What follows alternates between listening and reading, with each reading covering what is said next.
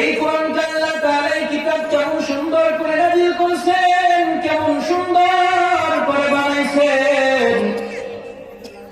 দুনিয়ার মানুষ যদি এই কোরআন বা দুনিয়ার মানুষ যদি একটি বই লেখে, বইয়ের ভিতরে লাইনগুলা কোনো মিল থাকে না, একটা সূরা লেখলো কিছুদিন মিল থাকে, আবার সূরার লাইনটা কেমন জানি বিফল হয়ে যায়, এলোমেলো হয়ে যায়।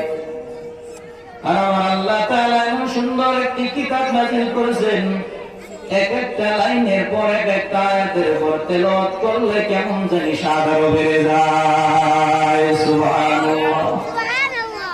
এই কিতাবের ভিতরে, এই লাইনের ভিতরে, আয়াতের ভিতরে কেমন মিল, কেমন সুন্দর করে সাজানো। তাম পৃথিবীর সকল মুসলমান, তাম পৃথিবীর সকল মুসলমান নর নারী 5 ওয়াক্ত যারা নামাজ পড়ে দেখবেন, প্রত্যেক রাকাতের জন্য সূরা ফাতিহা আল্লাহ তাআলা নির্ধারণ করে দিয়েছেন। এই সূরা ফাতিহা একবার নয়, দুইবার নয়, দিনের ভিতরে কয়েকবার পড়া হয়, ঠিক না বেটি? দেখবেন সূরা ফাতিহা যতবার পড়া হয় ততবারই মজা লাগে, ততবারই মজা লাগে। কোন মানুষ, কোন মুসলমান মুখ দিয়ে এই কথা বলে না যে আজকে 5 বার সূরা ফাতিহা পড়ছি আর পড়তে ভালো লাগে না। কেউ বলেনি? না না না, এই কোরআনের ভিতরে আল্লাহ মধুর, আল্লাহ তাআলা এই কোরআনের ভিতরে মধু দিয়ে দিয়েছেন। এই কোরআনের ভিতরে কেমন মধু দিয়েছেন?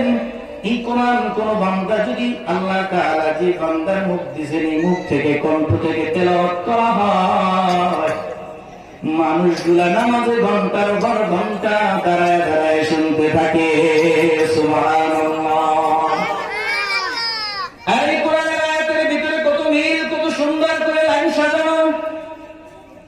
কোন আলেম, কোন মাওলানা, কোন মুফতি সাহেব, কোন মুসলমান কেউ বলে না এই আয়াতের পরে আয়াতের কোন মিল নাই, মিল নাই। কিন্তু দেখবেন দুনিয়ার কোন বই যদি একটা সূরা লেখা হয়, সূরার ভিতরে 2-3টা লাইন বা 2-3টা স্টেপের পরে আবার কেমন জানি এলোমেলো হয়ে যায়।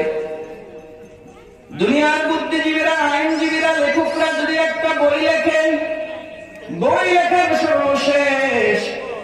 সর্বশেষে লিখিয়ে দেয় যে এই বইয়ের ভিতরে যদি কোনো ভুল ত্রুটি পাওয়া যায় বা ভুল ত্রুটি ধরেন বা ভুল ত্রুটি থাকে আমাকে জানাবেন, সামনের দিকে যে বইটা লিখবো সংশোধন করে লিখবো। আর আমার আল্লাহ তাআলা এমন একটি কিতাব দুনিয়ার মানুষের কাছে, দুনিয়ার মানুষের ভিতরে পাঠায় দিয়েছেন। এই কিতাবের ভিতরে শেষে নয়, আমার আল্লাহ